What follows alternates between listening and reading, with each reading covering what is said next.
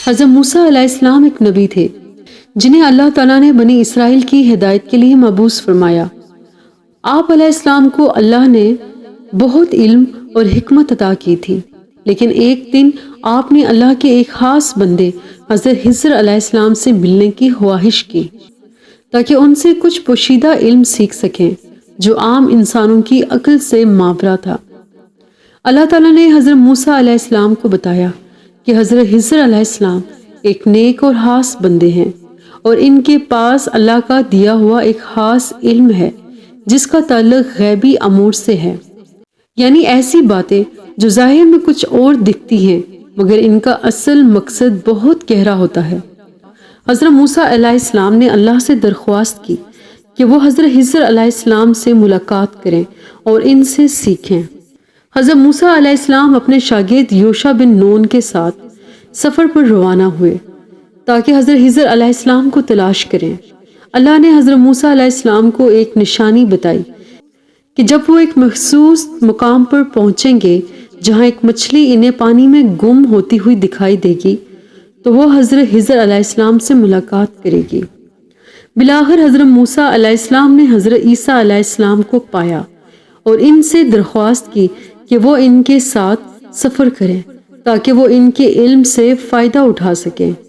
حضرت خضر علیہ السلام نے کہا، تم میرے ساتھ صبر نہیں کر سکو گے کیونکہ وہ جو کریں گے اس کی حکمت حضرت موسیٰ علیہ السلام کو فوراً سمجھ نہیں آئے گی۔ حضرت موسیٰ علیہ السلام نے وعدہ کیا کہ وہ صبر کریں گے اور کچھ نہیں پوچھیں گے جب تک حضرت خضر علیہ السلام خود انہیں نہیں بتائیں گے۔ حضرت موسیٰ علیہ السلام اور حضرت خضر علیہ السلام نے ایک سفر شروع کیا اور دوران سفر 3 عجیب و غریب واقعات پیش آئے۔ حضرت خضر علیہ السلام اور حضرت موسیٰ علیہ السلام ایک کشتی میں سوار ہوئے۔ جب وہ کشتی میں تھے، حضرت خضر علیہ السلام نے اچانک کشتی میں سوراخ کر دیا۔ یہ دیکھ کر حضرت موسیٰ علیہ السلام حیران ہوئے اور فوراً بولے، تم نے کشتی کو توڑ کر اس کے لوگوں کو غرق کرنے کی کوشش کی، یہ تو بڑی عجیب بات ہے۔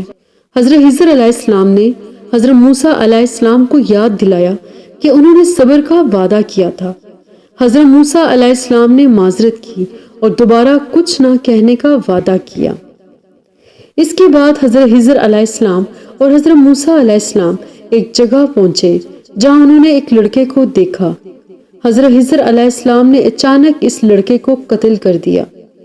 حضرت موسیٰ علیہ السلام یہ دیکھ کر پھر حیران ہو گئے اور بولے، تم نے ایک بے گناہ جان کو قتل کر دیا جبکہ اس نے کسی کو قتل نہیں کیا تھا، یہ تو بہت بڑا ظلم ہے۔ حضرت خضر علیہ السلام نے پھر انہیں یاد دلایا کہ انہوں نے کہا تھا کہ وہ صبر نہیں کر سکیں گے۔ حضرت موسیٰ علیہ السلام نے پھر معذرت کی اور کہا کہ اگر اب انہوں نے کچھ پوچھا تو وہ الگ ہو جائیں گے۔ پھر دونوں ایک بستی میں پہنچے جہاں کے لوگ بڑے بخیل اور مہمان نوازی سے محروم تھے۔ وہاں ایک ٹوٹی پھوٹی دیوار تھی جسے حضرت خضر علیہ السلام نے بغیر کسی معاوضے کے ٹھیک کر دیا۔ حضرت موسیٰ علیہ السلام نے حیرانی سے کہا، آپ نے ان لوگوں سے معاوضہ کیوں نہیں لیا جبکہ یہ لوگ ہمیں کھانے تک کے لیے کچھ نہ دے سکے؟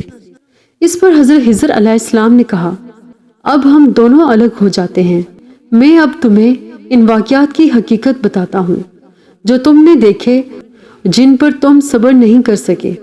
حضرت خضر علیہ السلام نے بتایا کہ وہ کشتی غریب لوگوں کی تھی جو سمندر میں کام کر کے اپنا روزگار کماتے تھے۔ قریب ہی ایک ظالم بادشاہ تھا جو تمام اچھی حالات کی کشتیوں کو ضبط کر رہا تھا، اس لیے میں نے اس کشتی میں عیب کر ڈالا تاکہ بادشاہ اسے ضبط نہ کر سکے اور وہ غریب لوگ اپنی کشتی محفوظ رکھ سکیں۔ حضرت خضر علیہ السلام نے بتایا کہ وہ لڑکا ایک نافرمان اور گنہگار بننے والا تھا جو اپنے والدین کے لیے ایک بہت بڑی آزمائش بن جاتا۔ اللہ نے چاہا کہ اس کی جگہ ان کے ہاں ایک نیک اور صالحہ بچہ پیدا ہو جو ان کے لیے رحمت کا باعث ہو۔ حضرت خضر علیہ السلام نے کہا کہ وہ دیوار 2 یتیم بچوں کی تھی اور اس کے نیچے ایک خزانہ دفن تھا جو ان کا حق تھا۔ اگر وہ دیوار گر جاتی تو بستی کے لوگ وہ خزانہ نکال لیتے۔